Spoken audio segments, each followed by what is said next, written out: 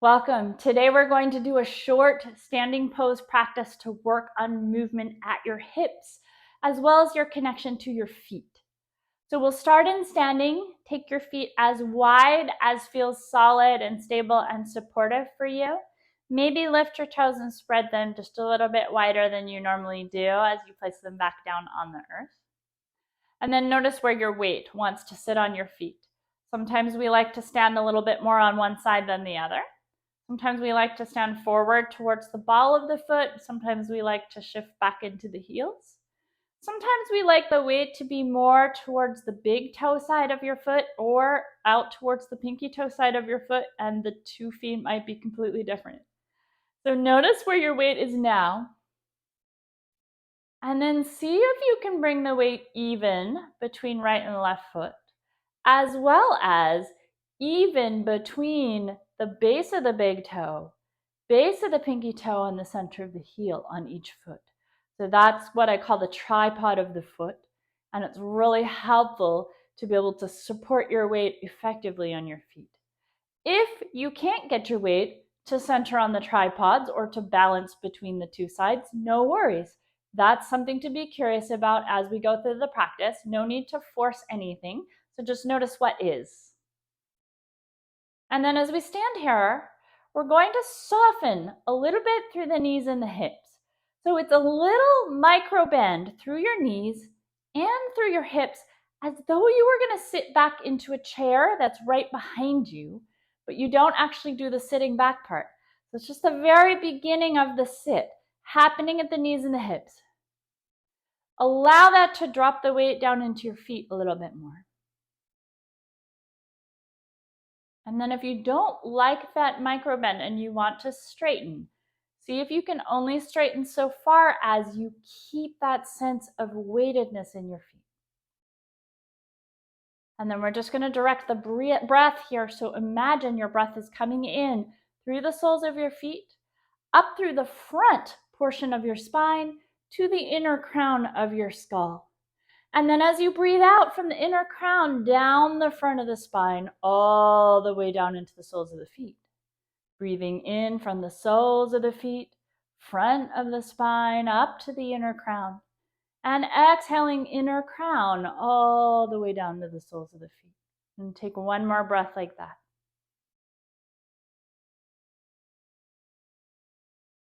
Beautiful. Now we'll come into goddess pose with a focus on movement at the hips. So we're going to step the feet a little bit wider here. As you widen the feet, we don't want to take them so wide that you start to come off of that tripod of the feet, as well as not taking them so wide that you start to feel like you need to tip or tuck your pelvis. So we want everything to feel really nice and relaxed around the hips, and so that we're still grounded and centered on the 2 feet. So it's not very much space to do the pose this way. Now, one at a time, we're going to lift the toes. Think about rotating the thigh bone in the hip socket to take the toes about 45 degrees out to the side. Do that on both legs so that the legs are angled out about 45 degrees, and that you're really focusing on letting that movement come from up in the very upper part of your thigh bones. Now, as you start to bend the knees towards goddess pose, the knees will come towards the center toes of each foot. As you bend the knees, there's also a bend at the hips and probably the ankles. This can be as large or small as you want. Notice that from your pelvis to the crown of your head is moving just as though you were on an elevator. So as you bend the legs, the body comes straight down. As you straighten the legs, the body goes straight up. Okay? So the body on an elevator, knees bending out towards the toes, noticing how this feels. Move in a range that is comfortable and easy for you. And then find a place where you can bend and hold. May not be your deepest bend because we'll be here for a few breaths. You might take your hands up to the very top parts of your thigh bones behind the thighs and then try to press your thighs back into your hands. You might feel a little different effort happening around your hips, maybe not. Notice what happened to your weight on your feet. Maybe if you like, you can bring your arms out from the shoulders, elbows bent, fingers to the sky, palms forward. Or you can just let your hands be by your sides or on your hips. Maybe still breathing from the soles of the feet up to the inner crown. And back down through the soles of the feet as you observe what happens as you hold this shape.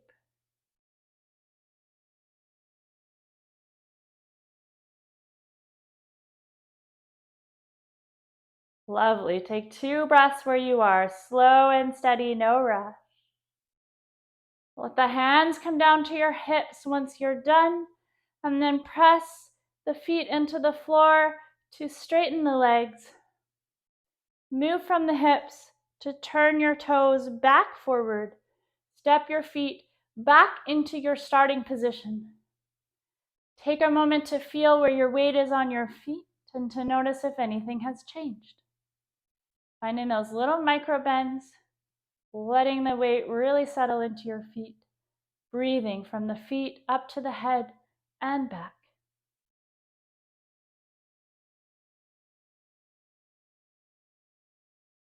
Lovely. Now we'll do a Trikonasana variation that I like to call baby triangle. We're going to step the feet a little wider again, making sure that we still feel stable and centered on the feet, and nice and easy around the hips and the low back. We're going to start with the right leg. Lift the toes, rotate the thigh bone in the hip again. This time nice and slow, we're going to take those toes all the way to the side.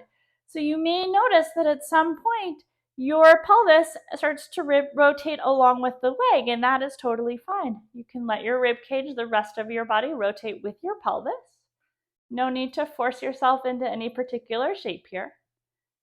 Connect into both feet first. Bring your hands to your hips. And what we're going to do here as we come towards baby triangle is we're going to take your pelvis and tilt it over that right leg and back. I always think of that I'm a little teapot song here.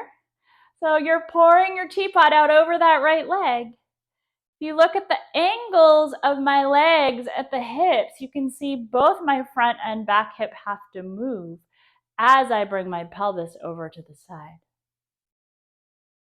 Keep this in a range that's comfortable and easy for you.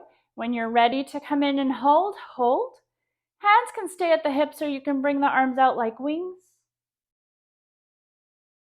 Nice strong side body here will support you in space. And notice what happens as you hold the pose here.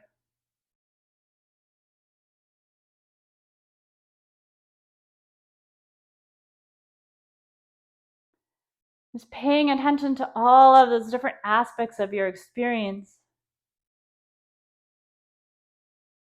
Sensations in your body, how your breath flows, what's going on in your thoughts. When you're ready to come out, hands come down to the hips. Use the hands as a guide as you come out from the pelvis. Torso follows.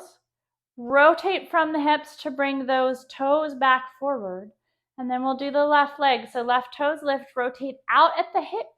When the leg doesn't move anymore, let your pelvis and the rest of your torso follow. Nice and easy, bringing those toes all the way to the left. And then bring your hands to your hips. Start to find that same teapot motion over to the left side. Pelvis is moving on the leg bones. Spine is not moving a whole lot.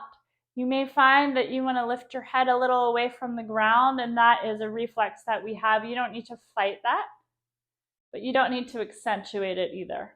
So really focusing on just letting the pelvis move here, and very likely the two sides feel different. So when you're ready, you'll come over to the left and hold, allowing the strength of your side body to hold you up in space. If you'd like to, you can bring your arms out like wings. And then as you hold and breathe, notice what transpires. What are the sensations and the shifts that you notice as you hold this pose?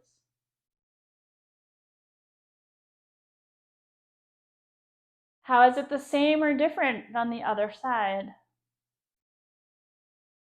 And you are in charge of your practice, so you could always come out of any pose earlier than I do, or hold it longer, depending on what your body is asking for. When you're ready to come out, hands come back to the hips. Use the hands as a guide as you bring the pelvis back upright. Rotate from the hip to bring those left toes back forward, and then step your feet back to your original position, standing for a moment in your mountain pose, softer mountain here. Notice if anything has changed in your feet, in how you relate to the ground, and in the rest of your body, including your breathing, including your mental state. Notice what's there. If you've had some shifts, I'd love to hear what they are. I hope you had fun exploring your hips with me today. I hope you take really good care.